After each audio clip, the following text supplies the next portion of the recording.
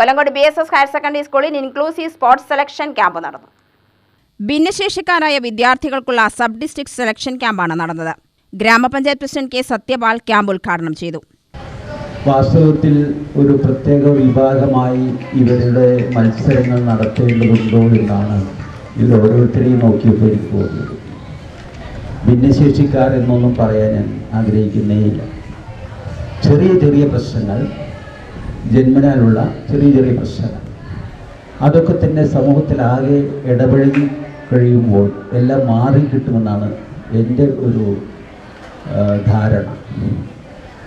ഇത്തരം കുട്ടികളെ പ്രത്യേകമായി ഇരുത്തിക്കൊണ്ട് അവർക്ക് പ്രോത്സാഹനം നൽകേണ്ടതുണ്ടോ എന്ന് സംസ്ഥാന ഗവൺമെൻറ് ആലോചിക്കണമെന്നാണ് എനിക്ക് പറയാൻ.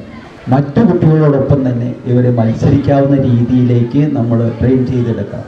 പലപ്പോഴും അവരുടെ തന്നെ മനസ്സിൽ എനിക്കെന്തോ ഒരു ചെറിയ പ്രശ്നമുണ്ടല്ലോ, എന്തുകൊണ്ടാണ് എന്നെ തിരിച്ച് ഇത്തരത്തിൽ നടത്തുന്നതെന്ന് തോന്നിപ്പോകാൻ സാധ്യതയുണ്ട്.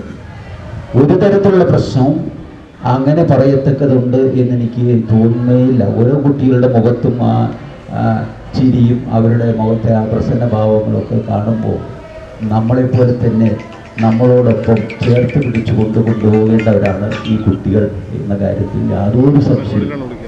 PTA പ്രസിഡന്റ് ആറുമുഖൻ അധ്യക്ഷനായി. ജനപ്രതിനിധികളായ Unnikrishnan, K. Saudamini, principal PR Rakesh Kumar, പ്രധാനാധ്യാപിക ലക്ഷ്മി ദേവി, N. ബാലസുബ്രഹ്മണ്യൻ, T. ജയപ്രഭ എന്നിവർ പ്രസംഗിച്ചു. UTV news, Palakkad.